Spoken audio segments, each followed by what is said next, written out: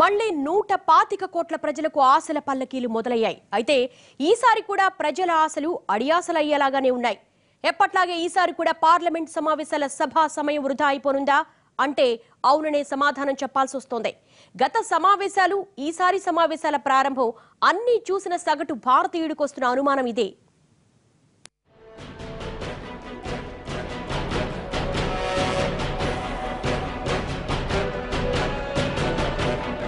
కాలు తొక్కిన రోజై కాపురం చేసే కళ తెలిసిపోతుందన్నట్లు ఈసారి కూడా ఆర్భాటంగా ప్రారంభమైన పార్లమెంట్ సమావేశాలు ఎలా సాగనున్నాయో ఎలా ముగియనున్నాయో ముందే అర్థమైపోయింది.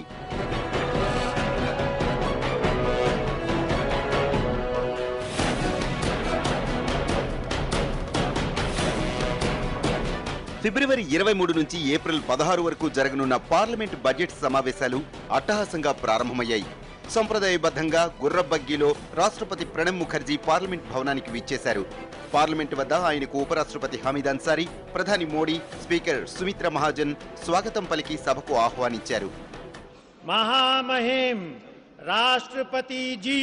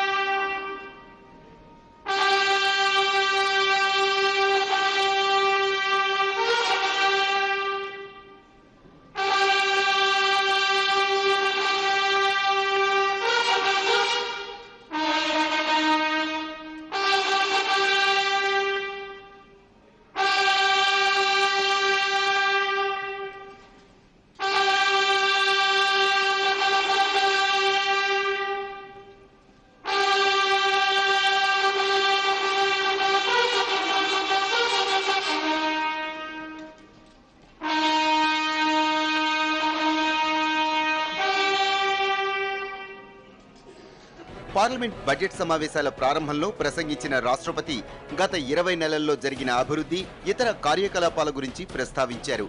కేంద్రం అట్టహాసంగా ప్రారంభించిన Swachh Bharat, make in India, స్టార్టప్ల ప్రోత్సాహం, ముద్రా బ్యాంక్ వంటి వాటిని అభివృద్ధి కారకాలుగా చెప్పుకొచ్చిన ప్రణబ్ దేశ ప్రజల జీవన విధానంలో వచ్చిన మార్పులు అభినందనీయమని కొనియాడారు. Making India, one food zone, one country, one market. This will immensely benefit our farmers in getting fair and remunerative prices. We are driving job creation through an integrated set of initiatives, including Make in India, Startup India, Mudra, Skill India, etc. My government aims to create a Shikshit, Swasth and Swachh Bharat, an educated, healthy and clean India, in a reflection of how the spirit of Swachh Bharat has manifested in our primary schools. Over 4,17,000 functional toilets for girls and boys have been constructed. ఇక్కడ వరకు అంతా సజావుగానే సాగింది. కానీ ఆ తర్వాత సభ ఎలా జరగనుందో, ముందు ముందు ఎలాంటి చర్చలు జరగనున్నాయో ముందే అర్థమైపోయింది. ఈసారి పార్లమెంట్ సమావేశాలు కూడా వృధాగానే ముగిసిపోతాయా అన్న అనుమానాలు కలగడం కాదు, ఈసారి ఇంతే, సభా సమయం అంతే అన్న విషయం ఈజీగా అర్థమైపోయింది. ఎందుకంటే సభా సమావేశాలు సజావుగా జరిగేందుకు సహకరించాలని కోరుతూ సోమవారం నిర్వహించిన అఖిలపక్ష సమావేశంలోనే అసలు సీన్ అర్థమైంది. First part, 15 days in the second part. We have to be judicious in allotting time. I requested the Business Advisory Committee of both the houses to decide on priority. What are the bills to be taken up on priority? What are the issues to be taken up? House में किस हद तक सरकार से इसको cooperation मिलता है मुझे देखना है. इसीलिए जो कुछ भी उन्होंने मुद्दे आपके सामने रखे हैं, ये मुद्दे उन्होंने हमने मिलके जॉइंटली रखे हैं और सारी अपोजिशन पार्टी के नेता लोग भी अपने अपने विचार रखे हैं. 2016లో మొదటి పార్లమెంట్ సమావేశాలు ఇవి. ఫిబ్రవరిలో ప్రతిసారి జరిగే బడ్జెట్ సమావేశాలు అత్యంత కీలకమైనవి. అయినా సరే ఈసారి కూడా పాత సీన్లే రిపీట్ అయ్యే అవకాశాలు కనిపిస్తున్నాయి. సోమవారం స్పీకర్ నిర్వహించిన అఖిలపక్ష సమావేశంలోనే ప్రతిపక్ష నాయకులు ప్రభుత్వ తీరుపై తీవ్ర స్థాయిలో ధ్వజమెత్తారు. అధికార పక్షం సభను స్తంభింపచేసేలా వ్యవహరిస్తోందంటూ మండిపడ్డారు. మొత్తంగా విషయం చూస్తే ఏదో మొక్కుబడిగా సభ నిర్వహించాలని చూస్తున్నారు తప్ప సజావుగా సభను కొనసాగేలా చూసే ఆలోచన ప్రభుత్వానికి ఏ కోసైనా లేదంటూ కాంగ్రెస్ నేతలు మండిపడ్డారు.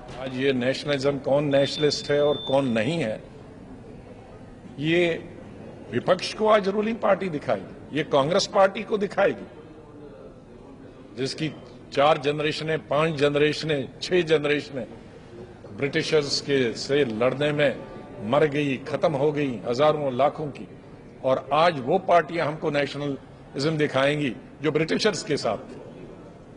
ये अच्छा है, घर वाला बाहर गया और ऊंट अंदर आ गया, और वो हमें बता रहा है कि घर कैसा होना चाहिए. సాధారణంగా బడ్జెట్ సమావేశాల ప్రారంభం రోజున రాష్ట్రపతి ప్రసంగం తరువాత సభ మర్నాడుకు వాయిదా పడుతుంది. ఈసారి కూడా 23న ప్రారంభమైన సమావేశాల్లో రైల్వే, సాధారణ బడ్జెట్లు ప్రవేశపెట్టనున్నారు. ఈ నెల 25న రైల్వే బడ్జెట్, 29న సాధారణ బడ్జెట్ ప్రవేశపెడతారు.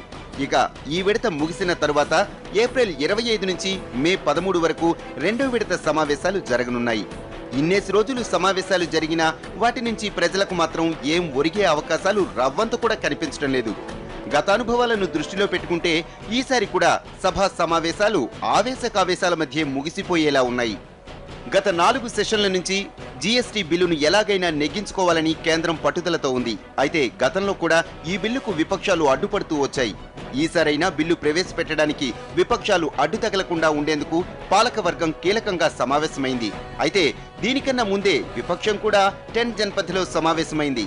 కాంగ్రెస్ సీనియర్లతో పాటు రాహుల్, సోనియా పాల్గొన్న ఈ భేటీలో సభలో అనుసరించాల్సిన వ్యూహం మీద చర్చించారు. ప్రభుత్వాన్ని ఇరుకుని పెట్టే అంశాలన్నింటినీ పోగు చేసుకున్న కాంగ్రెస్ నేతలు ఏ అంశాల మీద ఎలా ముందుకు వెళ్లాలో వ్యూహరచన చేసేసుకున్నారు.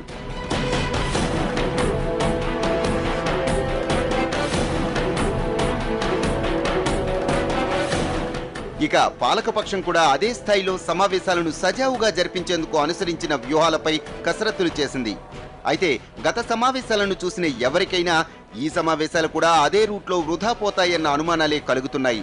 ఎందుకంటే గత సమావేశాలకు ముందు ప్రభుత్వానికి, విపక్షానికి మధ్య విభేదాలేమీ లేవు.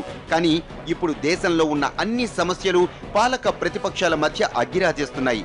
జేఎన్యూ వివాదం, రోహిత్ వేముల ఆత్మహత్య, పఠాన్కోట్ దాడి, ఇలా చాలా అంశాలపై రెండు పక్షాల మధ్య పచ్చగడ్డి వేస్తే భగ్గుమనే పరిస్థితులు నెలకొన్నాయి.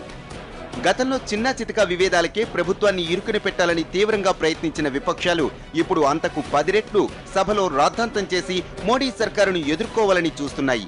ఈ పరిస్థితులన్నీ విశ్లేషించుకుంటే బడ్జెట్ సమావేశాలు కూడా గాల్లో కలిసిపోతాయన్న అనుమానాలు కలుగుతున్నాయి. Welcome back. ఈసారి పార్లమెంట్ సమావేశాలకు అడుగడుగున ఎన్నో ఇబ్బందులు అడ్డుకట్టలుగా మారనున్నాయి. గత సమావేశాల్లో చిన్నా చితకా విషయాలు కూడా నానా రాద్ధాంతం చేసిన విపక్షాలు ఈసారి బలమైన అస్త్రశస్త్రాలను సిద్ధం చేసుకుంటున్నాయి. మోడీ సర్కారును అష్ట దిగ్బంధనం చేసేందుకు వ్యూహాత్మకంగా ప్రణాళికలు వేస్తున్నాయి. ఇక ప్రభుత్వం కూడా ఒక్క మెట్టు కూడా దిగే పరిస్థితి లేదు అన్నట్లు దూకుడుగా ఉంది. I'm sorry, 1 minute. मैं आप सबसे मेरा निवेदन है, सभी लीडर से निवेदन कि ये जो छाता लेके आप आए हैं अच्छी बात नहीं है. పార్లమెంట్ అంటే 125 కోట్ల మంది ఆశలకు, ఆకాంక్షలకు రూపమిచ్చేది. కానీ ఇప్పుడు అదే పార్లమెంటును చూస్తుంటే సభకు నమస్కారం అనుకుంటున్నాడు సామాన్యుడు.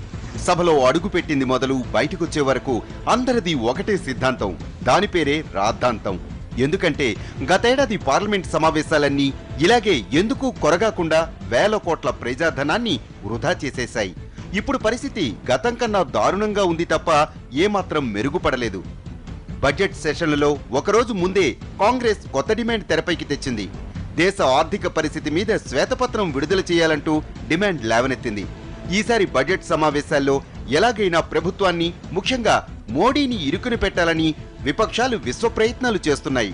మోడీ ప్రధాని అయినప్పటి నుంచి ఆయన్ను ఇరుకుని పెట్టాలని ప్రతిపక్షాలు చెయ్యని ప్రయత్నం లేదు. కానీ ఎప్పుడూ వాళ్లకు మాత్రం అంత స్థాయిలో అవకాశం దొరకలేదు. వెతకపోయిన తీగ కాలికి తగిలినట్లు 2016లో జరిగిన అన్ని ఘటనలు కాంగ్రెస్ చేతుల్లో బ్రహ్మాస్త్రాలుగా మారాయి. వాటిలో ఒక్కొక్కటి ప్రయోగించి మోడీపై పట్టు బిగించాలని చూస్తున్నాయి విపక్షాలు. ప్రజల తరఫున అక్కడ చర్చించడానికి సభలో సమావేశమవుతున్నాయి. ప్రజా సమస్యలని సానుకూలంగా చర్చించి వాటికి పరిష్కారాలను వెతకాల్సిన బాధ్యత, చట్టాలు చేయాల్సిన బాధ్యత, ప్రజా సంక్షేమాన్ని కాపాడవలసినటువంటి బాధ్యత ప్రభుత్వం మీద, ప్రతిపక్షాల మీద ఉంటే, దురదృష్టవశాత్తు కొన్ని పక్షాలేమో కేవలం సభని అడ్డుకోవడమే ప్రధాన లక్ష్యంగా సభకి బయటే ముందే చెప్తున్నాయి, రేపటి నుంచి సభ సమావేశాలు జరుగుతాయి, ఎలా జరుగుతాయో మేము చూస్తామని ముందే బయటే ప్రకటనలు చేసి లోపలికి వెళ్తున్నారు. అధికార పక్షం మేము ప్రతి అంశాన్ని చర్చించడానికి సిద్ధంగా ఉన్నాము అంటూనే ఉంటుంది. సభలో కొంతమంది ప్రతిపక్షాన్ని విమర్శించే రీతిలో చేస్తున్నటువంటివి కూడా చాలా సందర్భాలు గతంలో జరిగాయి. ఇప్పటికే రాజ్యసభలో జేఎన్యూ వివాదంపై చర్చ కొనసాగించాలని వ్యూహం సిద్ధం చేసుకున్నారు. రాజ్యసభలో ఈ అంశంపై 3 రోజుల పాటు చర్చించేందుకు ప్రభుత్వం అంగీకరించడంతో విపక్షాలు తమ వ్యూహాలకు పదును పెడుతున్నాయి. రాజ్యసభలో బలం లేదని నానా ఇబ్బందులు పడుతున్న ప్రభుత్వానికి ఈ వివాదం మరింత తలనొప్పిగా మారింది. జేఎన్యూ వివాదంలో విద్యార్థులకు మద్దతుగా నిలబడ్డ కాంగ్రెస్, వామపక్షాలన్నీ పెద్దల సభలో ప్రభుత్వాన్ని అష్టదిగ్బంధనం చేసేందుకు వ్యూహం రచించాయి. ఈ వివాదాన్ని దేశద్రోహులు, దేశభక్తులు అన్న కోణంలో చూసి విచారణ జరిపించాలన్న డిమాండ్తో కాంగ్రెస్ ముందుకొస్తుంటే, విద్యార్థుల హక్కులను కాలరాస్తున్నారన్న డిమాండ్తో వామపక్షాలు కత్తులు సిద్ధం చేసుకున్నాయి. సమస్యలు పట్టవు, అరుచుకోవడానికి, కేకలేసుకోవడానికే పెడతారు, బలాబలాలు తేల్చుకోవడానికే పెడతారు, కానీ ప్రజా సమస్యలు తేల్చుకోవడానికి కాదని ఎప్పుడో రుజువైపోయింది. ఇది మంచి ప్రధానమంత్రులు, మంచి ప్రతిపక్ష నాయకులు ఉన్నప్పుడు సజావుగా సాగింది. గాడి తప్పి చాలా రోజులైంది. ఇవాళే నిన్నో మొన్నో కాదు, గాడి తప్పి చాలా రోజులైపోయింది. ఆ గాడి తప్పిన పట్టాలు తప్పినటువంటి రైలే అలా నడుస్తోంది, బోల్తా పడుతూ లేస్తూ పడుతూ లేస్తూ నడుస్తోంది ఈ ప్రజాస్వామ్య రథం. ఈ ఒక్క అంశంతో పాటు రోహిత్ వేముల ఆత్మహత్యను కూడా కలగలిపితే వివాదానికి మరింత బలం చేకూరుతుందని, దీంతో దేశవ్యాప్తంగా యూనివర్సిటీల్లో జరుగుతున్న దారుణాల గురించి ప్రశ్నించి ప్రభుత్వాన్ని నిలదీయవచ్చన్న ఆలోచనతో కామ్రేడ్లు కత్తులు నూరుతుంటే, ఈ 2 అంశాలతో పాటు అరుణాచల్ ప్రదేశ్ అంశాన్ని కూడా ప్రస్తావించాలని కాంగ్రెస్ రెడీ అవుతోంది. ఈ 3 అంశాలతో పాటుగా దేశవ్యాప్తంగా మంటలు రేపుతున్న కోటా వివాదాల్ని కూడా ప్రస్తావించాలని విపక్షాలు ప్రయత్నిస్తున్నాయి. జాట్ రిజర్వేషన్ల సందర్భంగా రేగిన అల్లర్లు, అదేవిధంగా దేశవ్యాప్తంగా రిజర్వేషన్ల కోసం జరుగుతున్న ఉద్యమాలను కూడా ప్రస్తావించాలని చూస్తున్నారు. ఇక కేవలం మోడీని టార్గెట్ చేయడానికి పఠాన్కోట్ అల్లర్లను అడ్డుగా వాడుకోవాలని వ్యూహరచన చేస్తున్నారు. మోడీ సీక్రెట్ గా టూర్ ప్లాన్ వేసి పాకిస్తాన్ వెళ్లి వచ్చిన 2 వారాలకే తీవ్రవాదులు పఠాన్కోట్ మీద విరుచుకుపడ్డారు. ఈ అంశంపై మోడీ వైఫల్యాల్ని ఎండగట్టాలని విపక్షాలు బడా వ్యూహరచన చేస్తున్నాయి. నిజానికి సభ వాయిదా పడితే ప్రభుత్వానికి వచ్చే నష్టం ఏమీ లేదు. ఎందుకంటే ప్రభుత్వం యొక్క దృష్టి ఎంతసేపు తను ఆమోదింపజేయదలుచుకున్నటువంటి బిల్లుల మీద ఉంటుంది. సభ వాయిదా పడితే జనరల్గా ఆ బిల్లుల్ని ఆర్డినెన్స్ రూపంలో తీసుకొస్తారు, లేకపోతే ఏదో ఒక సమయంలో హడావిడిగా బిల్లుల్ని పాస్ చేయించుకొని మమ అనిపించుకుంటారు. దానివల్ల ఒక బిల్లు మీద, ముఖ్యమైనటువంటి బిల్లు మీద చర్చ జరిగి 4 విషయాలు పరిశీలనలోకి తీసుకోవాల్సినటువంటి సందర్భంలో అటువంటిదేమీ చర్చించకుండానే అటువంటి బిల్లులు పాస్ అయిపోయేటువంటి లక్షణం కూడా మనకు ఉంటుంది. మొత్తంగా ఉభయ సభల్లోనూ మోడీయే టార్గెట్ గా ముందుకెళ్తున్నాయి ప్రతిపక్ష పార్టీలు. లోక్సభలో తమకు కనీస బలం లేకపోయినా సరే ప్రభుత్వాన్ని సాధ్యమైనంతగా ఎదుర్కోవాలని చూస్తున్నాయి. అయితే ప్రతిపక్షాల ప్రయత్నాలను అడ్డుకోవడానికి మోడీ అండ్ కో తీవ్ర స్థాయిలో ప్రణాళికలు వేస్తున్నారు. ప్రతిపక్షాలకు ప్రభుత్వం కన్నా మోడీయే టార్గెట్ కాబట్టి ఇప్పుడున్న ఇష్యూలన్నింటినీ మోడీకి ముడిపెట్టడానికి ప్రయత్నిస్తున్నారు. జేఎన్యూ వ్యవహారంలో స్పందిస్తూ దేశభక్తి తన రక్తంలోనే ఉందంటూ రాహుల్ గాంధీ ఇచ్చిన కౌంటర్ చూస్తే ఈసారి సమావేశాల్లో మోడీ మీద దాడి ఏ రేంజ్లో ప్లాన్ చేస్తున్నారో అర్థమవుతుంది. ఈ సమావేశాల్లో కూడా రాహుల్ ఇదే అంశాన్ని ఏమాత్రం లేవనెత్తినా రచ్చ తప్పదు. అయితే ఈ పరిస్థితిని ఊహించే ఒడిషా సభలో మోడీ తీవ్రస్థాయిలో ప్రసంగించారన్న అభిప్రాయాలు ఉన్నాయి. తన వేడి తగ్గలేదన్నట్లు, అవసరమైతే మరోసారి జూలు విదల్చడానికి సిద్ధంగా ఉన్నట్లు మోడీ చేసిన ప్రసంగం ప్రతిపక్షాలకు పరోక్షంగా చేసిన హెచ్చరిక అంటున్నారు కొందరు విశ్లేషకులు. మోడీ లెక్కలడిగిన కొన్ని స్వచ్ఛంద సంస్థల్లో కాంగ్రెస్ పార్టీ మద్దతు ఉన్న సంస్థలు కూడా ఉన్నాయని, అందుకే వాళ్లకు మోడీ ఇలా ఝలకిచ్చారన్న అభిప్రాయాలు వినిపిస్తున్నాయి. అంటే ఈసారి కూడా శాసనసభ సమావేశాలు అనుకున్నంత స్థాయిలో జరుగుతాయన్న నమ్మకం పెట్టుకోకపోవటమే మంచిదన్న అభిప్రాయం కలుగుతోంది. ఇంకా బడ్జెట్ సమావేశాలు మొదలు కాకముందే చర్చలు జరగవని ఎలా చెప్పేస్తారు? అసలు గడిచిన శాసనసభ సమావేశాలు ఎలా గడిచాయి, సభలోకి వచ్చిన ప్రజాప్రతినిధులు ఏం చేయాలి, కానీ ఏం చేస్తున్నారు? ప్రజాధనాన్ని వృధా చేయడాన్ని అవినీతి అని మనం అనుకుంటే మరి ఎంపీలు చేసేది అవినీతి కాదా? సభలో చేస్తోంది అక్రమం కాదా?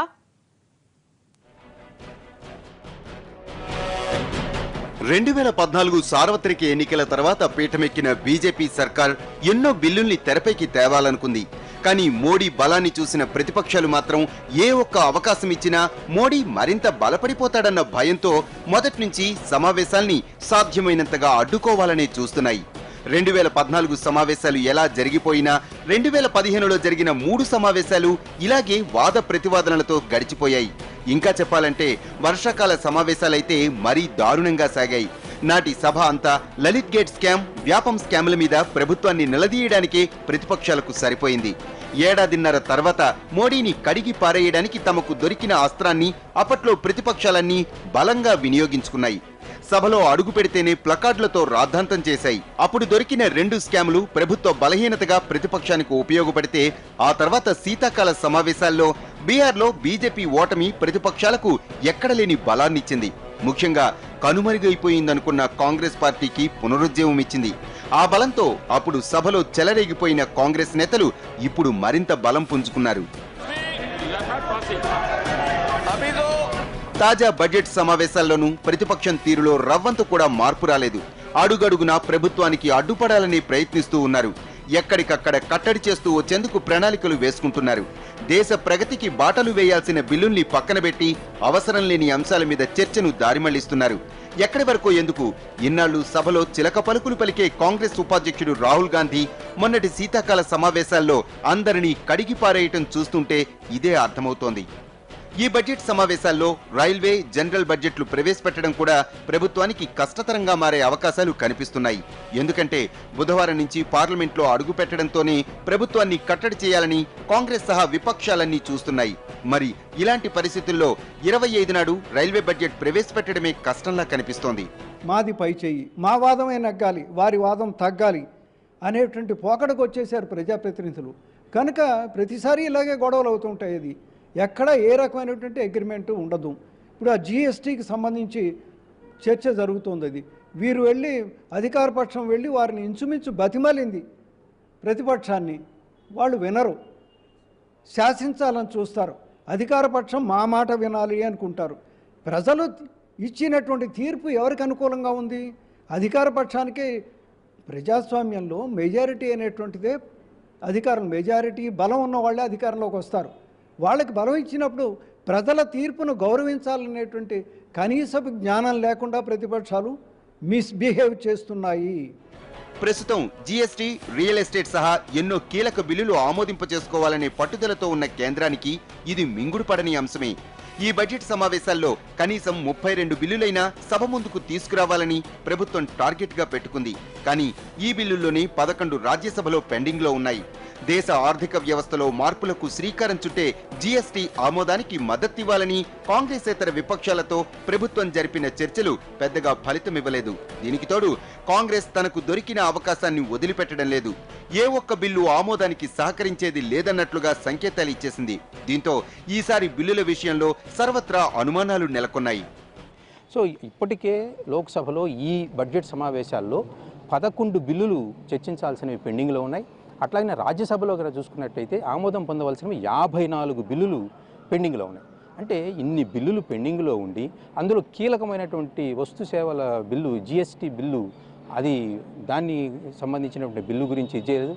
ల్యాండ్ ఎక్విజేషన్ బిల్లు అలాగనే ఉన్నది, బ్యాంక్రప్సీ బిల్లు అలాగనే ఉన్నది. సో ఇన్ని కీలకమైన బిల్లులు, దేశం దిశని మార్చేటువంటి బిల్లులు నెలల తరబడి అలాగనే పార్లమెంట్ ఆమోదానికి నోచుకోకుండా ఉంటే పాలనా యంత్రాంగం రేపొద్దున వాటిని ఎలా అమలు చేయాల్సి వస్తుంది అనే దాన్ని ఆలోచించాల్సిన విషయం. కాబట్టి ఇప్పుడున్న అన్ని కీలక బిల్లుల్లో అతి ముఖ్యమైనది, మోడీకి అత్యవసరమైనది జీఎస్టీ బిల్లు. మోడీ చెప్పిన మేక్ ఇన్ ఇండియా కాన్సెప్ట్ కి ఊతమిచ్చే బిల్లిది. ఈ బిల్లు నెగ్గితే భారీగా విదేశీ పెట్టుబడులు భారత్కు తరలి వస్తాయి. అందుకే మోడీ ఈ బిల్లు కోసం తీవ్రంగా కష్టపడుతున్నారు. నిజానికి ఈ ఏడాది అక్టోబర్ కల్లా దేశవ్యాప్తంగా జీఎస్టీ అమల్లోకి వచ్చి తీరాలి. అంటే ఇంకా 8 నెలలే ఉంది. ఇప్పుడు కానీ ఈ బడ్జెట్ సమావేశాల్లో ఈ బిల్లు నెగ్గకపోతే అనుకున్న గడువు కల్లా బిల్లు అమల్లోకి రాదు. ఎందుకంటే జీఎస్టీ బిల్లును 122వ రాజ్యాంగ సవరణ బిల్లు ద్వారా ఆమోదింపచేయాల్సి ఉంటుంది. అంటే దీన్ని రాజ్యసభలో ఆమోదించి రాష్ట్రపతి ఒక్కరి సంతకం పెట్టేస్తే సరిపోదు. అంతకు మించి 29 రాష్ట్రాల్లో కనీసం 15 రాష్ట్రాలైనా ఆమోదించాల్సి ఉంటుంది. అంటే ఆయా రాష్ట్రాల అసెంబ్లీల్లో కూడా చర్చలు జరిగి మెజారిటీ సభ్యులు ఆమోదం పొందాలి. ఈ రాజకీయ తతంగాలన్నీ పూర్తవ్వాలంటే కనీసం 6-7 నెలలు పడుతుంది. అది కూడా ఇప్పుడు రాజ్యసభలో బిల్లు ఆమోదం పొందితేనే. అందుకే మోడీ ఇప్పుడు జీఎస్టీ బిల్లు గురించి తెగ ఆరాటపడుతున్నారు. కానీ వాస్తవ పరిస్థితులు చూస్తుంటే సభలో ఇందులో ఏ ఒక్క బిల్లు చర్చకు వచ్చే అవకాశమే కనిపించడం లేదు. మొత్తంగా ఇప్పుడు పార్లమెంట్ సమావేశాల్ని చూస్తుంటే ఉభయ సభల్లోనూ ప్రతిపక్షం అన్ని విషయాల్ని టార్గెట్ చేస్తూ వెళుతోంది. ఇంకా చెప్పాలంటే అనవసర విషయాలను కూడా హైలైట్ చేస్తోంది. ప్రతిపక్షాలు వెనక్కు తగ్గకూడదని చూస్తుంటే ప్రభుత్వం కూడా మెట్టు దిగకూడదని నిర్ణయించుకుంది. మొత్తం మీద ఈ రెండు పక్షాల వైఖరి అమూల్యమైన సభా సమయాన్ని మంటగలపడంతో పాటు కోట్లాది రూపాయల ప్రజాధనాన్ని కూడా వృధా చేస్తోంది.